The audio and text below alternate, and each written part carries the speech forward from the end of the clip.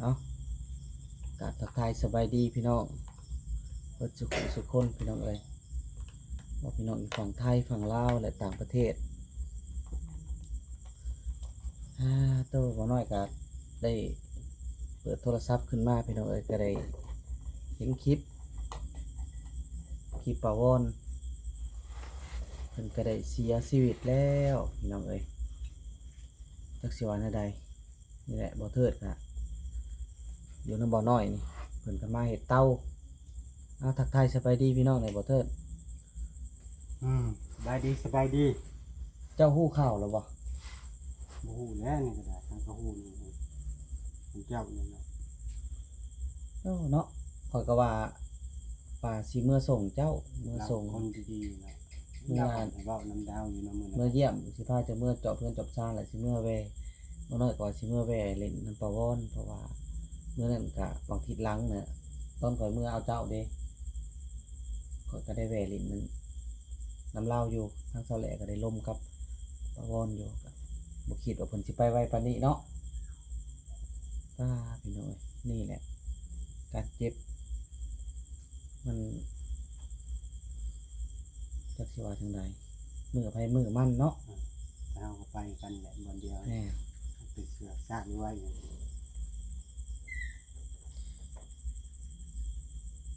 คือว่าลูกได้ไปเป็นแหละเนาะลูกได้ไปเป็นอะไรพี่น้องเอ้ยเรือนซานก็ เราเฮ็ดทางนี้เราก็บ่ได้อยู่เด้ แม่น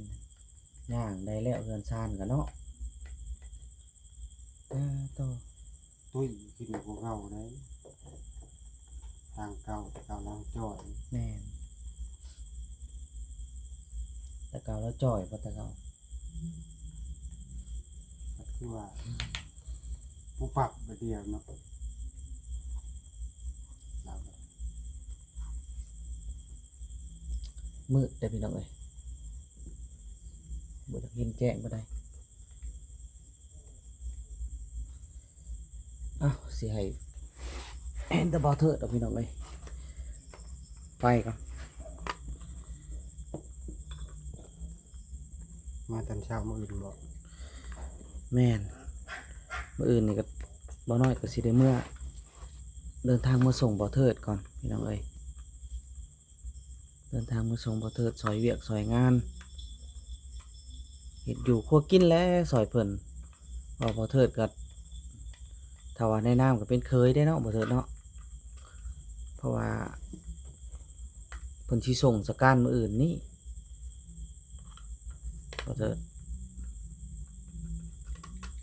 ข้อยสิบ่ได้แล่นมาส่งเจ้าแต่เช้าบ่มื้ออื่น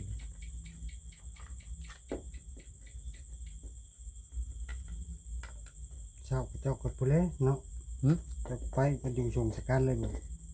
เพราะว่ามื้ออื่นนี่ข้อยเนี่ยข้อยสิได้พาลูกไปเที่ยวอะนะมื้ออื่นน่ะนะพาลูกไปเที่ยวปีใหม่พังเบิ่งคันถ้ามีเวลานะเบิ่งก่อนเถื่อก็สิได้ไปหั้นนะบ่เถิดเบิ่งก่อนพาลูกก็จะไปเล่นปีใหม่ เขาสิไปเล่นอย่างอื่นเนาะ ว่าสิพาลูกไปเล่นไปเที่ยวถ้าเคาะหรือว่าทางใดนี่แหละมื้ออื่น มื้อสุดท้ายแล้วบ่แม่นบ่ มื้อฮื้อยันมื้อสุดท้าย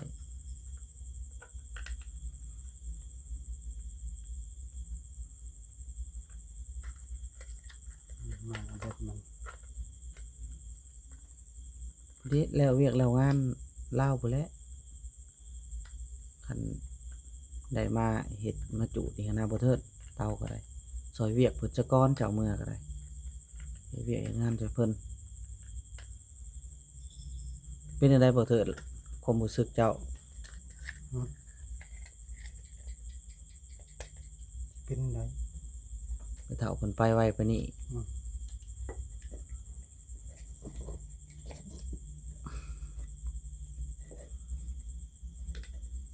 ถ้าก็สิได้ไปกันนั่นแหละทางที่ชาหรือว่าอยู่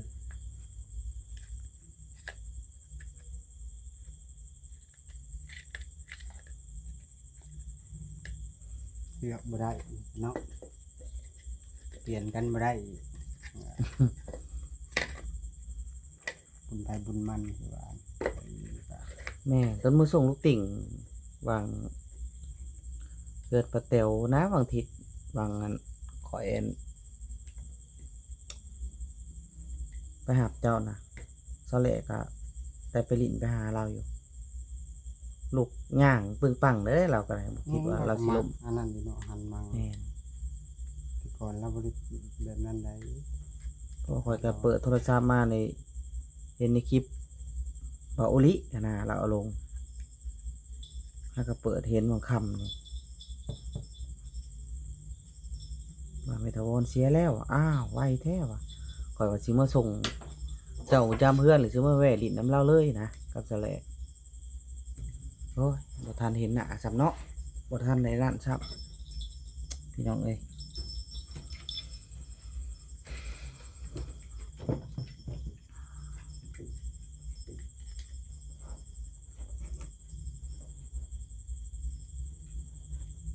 เราก็เบิดบุญเราเนาะบ่เจ็บบ่เป็นอยู่แล้วเราก็ได้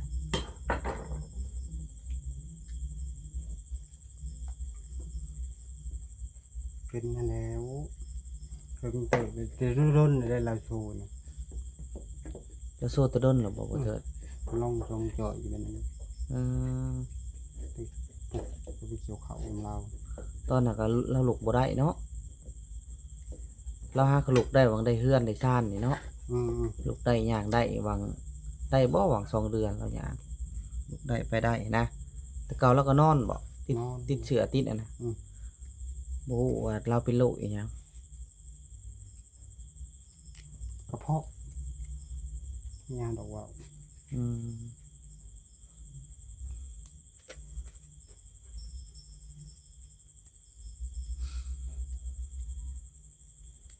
มีกระเพาะนั่นเป็นนั้นเป็นคือกันแต่โรคไปโรคมันนะ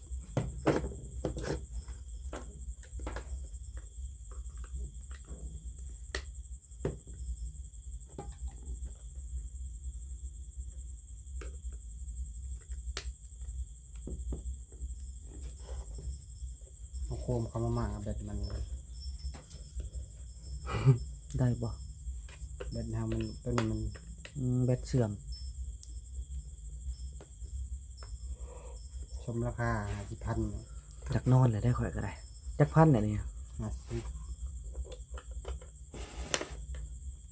ชื่อมาบ่ทันได้ยังบ่ไปลึกนะอันนี้ก็ชื่อมาก็ตอบบ่ได้ไต่บ่ได้เป็นตัวมาเอา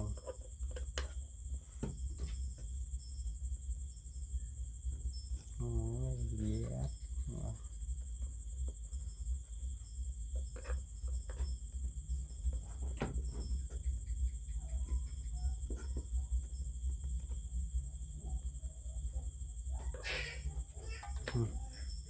มาหน่อยบ่ หยอกกันคบกัน อย่าตกใจ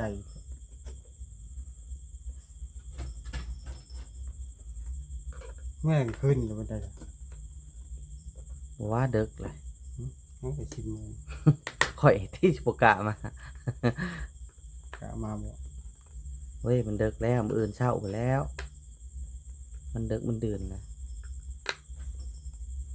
มื้ออื่นเดี๋ยวกินข้าวกินน้ำไปเมื่อมื้ออื่นเดี๋ยวข่อยมาส่งเจ้ามือสวยเวียกสวยงานเพิ่นนั่นแหละเฮ็ดด้านนี้ช่วยเพิ่นจนแล้วพู้นแหละจบงานแจกเลยแหละเนาะ 10 โมง ส่วนสการแล้วก็ยันเพิ่นที่แจกข้าวบ่แจกเลยบ่รู้ว่าจังได 2-3 คืนอยู่กันกับบ้านเฮา นั่นแหละจังว่าเมื่อเฮ็ดเวียกสวยเพิ่น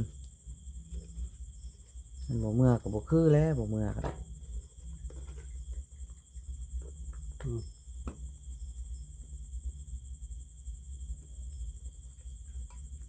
จักคือเลย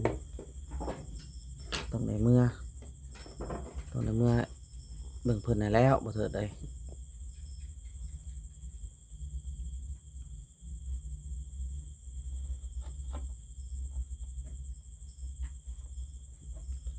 ใส่ตัวใหม่นี่ก็แฮกจวดเอาเลยเนาะ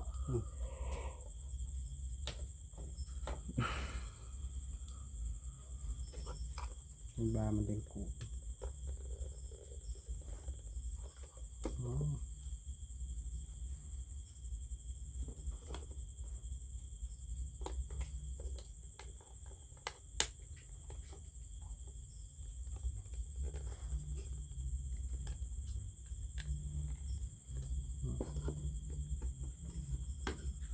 การเจ็บการเป็นการตายเนี่ยมันเป็นเวลาของภัยของมันเนาะ คือมันจะเกิด ทุ เนาะ กคนก็ต้องได้ เอาอ่ะ ต้องได้จาก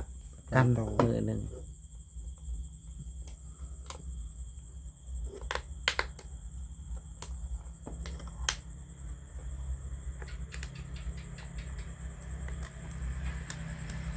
ทันกันไม่ได้ดอก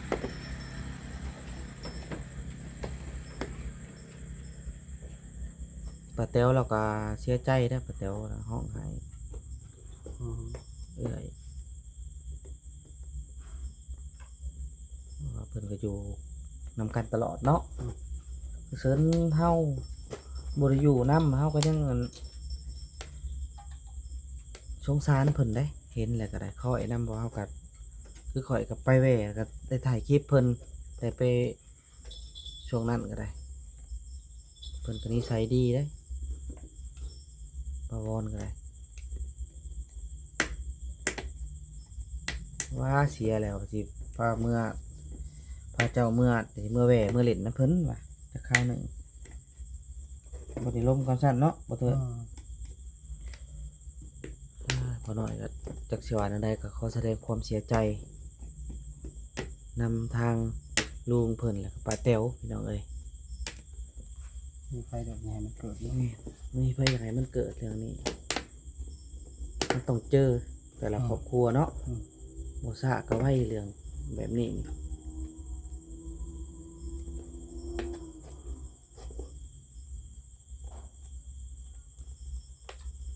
ดูเขาประกาศมาให้เรื่องขึ้นบ่ดูประกาศมาให้เรื่องขึ้นบ่ บ่ให้เฮ็ดเวียง ให้เรื่องขึ้นบ่มีแม่ดอกว่าว จังหวะเขาบอกแม่เจ้าบ่ไว้ซอยไม้กลางคืนบ่จัก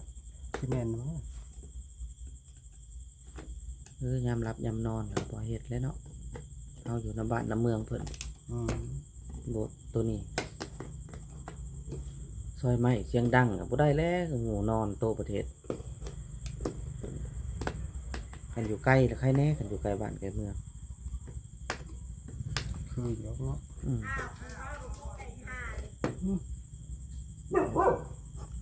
หาอีหก